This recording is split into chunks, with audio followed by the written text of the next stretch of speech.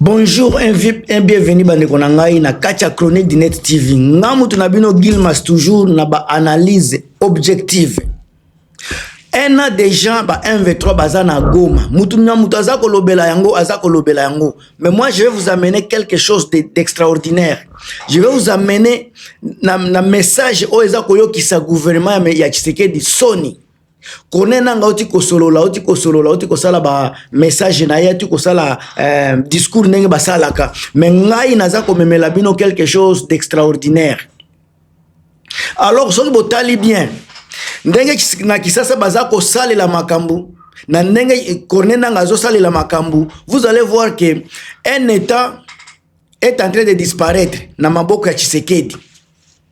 Le silence devient une réponse. Si Tshisekedi était fort, c'est parce qu'il est incapable, il est faible. Yango 1v3 bazako Zouamakasi. Cela fait un an que Goma vit une réalité que Kinshasa refuse de nommer. Une autre réalité, une réalité de paix, de prospérité, de sécurité. Un an à Kinshasa, un an de discours, un an de promesses. Mais une seule question demeure encore le lonaza komi tuna. Tangu bango baza ko sala bilobela bozo mona ba manifestation bazo sala. Mais qui contrôle Goma? Mais bango bazo yoka sonité. Bazo yoka sonité. Souveraineté en mboka ne se proclame pas. Il faut qu'exercer souveraineté en mboka Tshisekedi. Quand on ne connaît rien, on donne la direction du pays à quelqu'un qui comprend les réalités. Un an après l'installation de M23 AFC à Goma, le pouvoir central continue d'affirmer la situation est sous contrôle. Mais sur le terrain, c'est la population qui pose une autre question. Où est réellement Tshisekedi? Alors, dans cette vidéo, je ne vais pas attaquer, je n'attaque personne. Je ne fais même pas de propagande dans cette vidéo. C'est une juste analyse politique des malaises nationales. Le plus grand danger pour un pays, ce n'est pas la guerre. C'est s'habituer à l'absence de l'État. Mais aujourd'hui, Bandeko, tozako kundola. Pendant que Tshisekedi n'est pas là, la vie continue à Goma, la vie continue à Bukavu. Aujourd'hui, on va parler des sujets que le pouvoir n'aime pas. Nakola kisabino décalage entre discours ya Tshisekedi et la réalité, soit le discours de Corneille Nangaa dans la vidéo ici. Alors, restez jusqu'à la fin, Bandekobo, restez jusqu'à la fin. Pobo yoka, les explications ya pourquoi silence oyo ko embarrasser régime Mobimba ya Tshisekedi Tshilombo.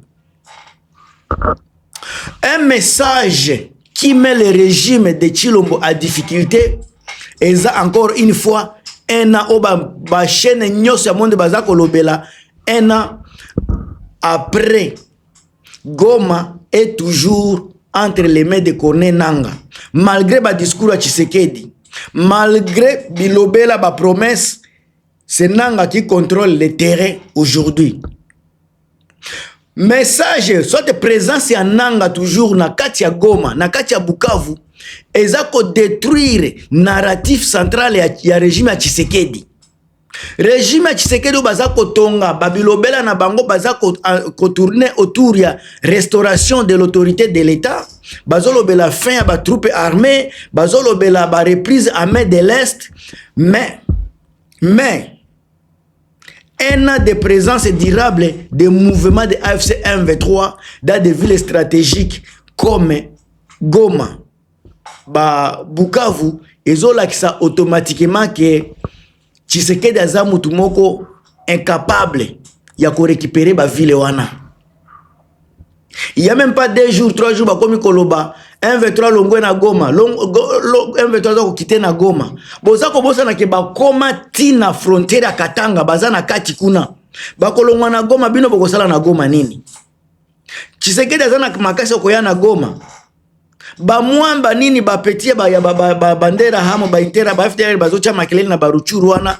Bozoya nango kokosa kosaka batu. Bande ko tolo ba vérité. Oya ko sepela nango te. En tout cas azapé parce que nga na kolobela ba vérité awa.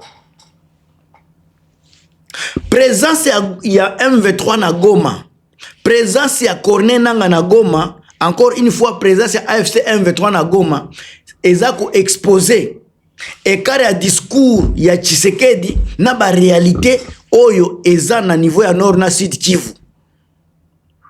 L'État parle, l'État promet, mais c'est Nangaa qui décide sur le terrain. Tout ce que Tshisekedi est en train de dire, ce sont des promesses. Mais la personne qui décide sur le terrain, c'est AFC M23 et non Tshisekedi et son régime. Cela rappelle que les annonces militaires ne se traduisent pas toujours par des résultats. Tous ces annonces Tshisekedi aza koloba, résultat eza synonyme à résultat té. Ba partenaires internationaux n'ont pas livré les solutions promises. Et bongo mutu lokola Tshisekedi ndia akoyako konini ko livrer ba promesse moko ya malonga. Population oezana tolo ba province mi balé Nord Kivu na Sud Kivu, population qui y habite baza ko vivre réalité mususu par rapport à ba discours à Tshisekedi Chilombo. Ba question o baza ko tsenga na baza ko tuna Tshisekedi aza incapable ya ko répondre na ba question wana te. Incapable parce que il n'a pas de la force. Il est limité. Ba question nyonso ba ko poser Tshisekedi pona makambo ya Goma eza ba question moko embarrassante et ko mettre ye mal à l'aise. Soki armée, les alliances régionales et la diplomatie n'ont pas permis ya ko reprendre Goma na kati ya ane moko. Alors, stratégie réelle est nini? Stratégie réelle est aboye. C'est l'AFC M23 qui ont la même mise sur le Nord et Sud Kivu. Et c'est eux qui décident. C'est eux les maîtres du terrain. Point barre, ce n'est pas Tshisekedi. Alors, autant que vous allez voir qu'il y a des doutes et des compétences stratégiques dans le régime à Tshisekedi. Au moment où le régime Tshisekedi est fragile, la crédibilité internationale est koufa côté kuna. Tshisekedi aza ko nourrir kaka na fatigue populaire. Aza ko toke asia lembi mais aza ko tika la kaka wana asia lembi. Nanga na batu na yeba si ba lembi si Tshisekedi sur tous les plans. Sur le front baza ko lembi sa Tshisekedi ba beti ye. Sur la diplomatie baza likolo ko leka Tshisekedi. On doit se dire la vérité. Alors bandeko makambu ya koloba na ena ya nani ya ba Corneille Nangaa ya AFC M23 na Goma, eza ko alimenter sentiment moko dangereux. Parce que ezobima net sika e comme vie moko normal. Faiblesse Tshisekedi est comme normal pour le peuple congolais. Pillage na détournement ba trésor public et comme eloko moko normal. Peuple ba comme na perte ya confiance na kati ya état na kati ya gouvernement ya Tshisekedi. Ba monter à discours, on est habitué déjà na ba discours à Tshisekedi. Tosi basi peuple ba comme habitué na absence ya Tshisekedi na Kivu. Peuple baza sous na posa na yete so botali bien. Un an déjà batu basi ba s'adapter, basi ba s'habituer na régime ya sika ya AFC M23. Alors, le message le plus humiliant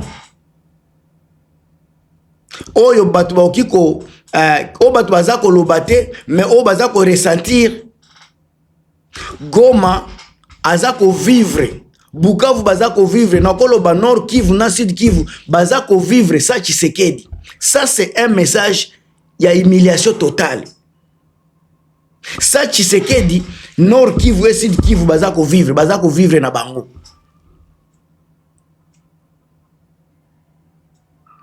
Symboliquement, eza kumoko dire. Tellement dire symboliquement. Parce que on s'en fout déjà. Donc les gens savent déjà que sans Tshisekedi, la vie peut toujours continuer. Sans Tshisekedi, le Nord et le Sud Kivu pourra toujours exister. Donc on n'a pas besoin de Tshisekedi pour le Nord Kivu et le Sud Kivu. Sans Tshisekedi, on est là. Ça c'est le message de M23 AFC. Alors encore une fois,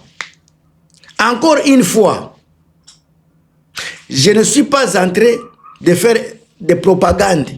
Je suis en train d'analyser les faits et des réalités sur le terrain aux côtés des régimes de Tshisekedi et AFC M23. Vous verrez que la présence de M23, ça ridiculise et humilie le régime de Tshisekedi. Un an après, Tshisekedi, avec tout l'argent qu'il a,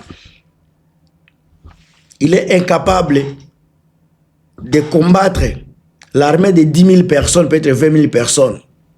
Ça, c'est le message de Gilmas. Mettez vos commentaires, on est là.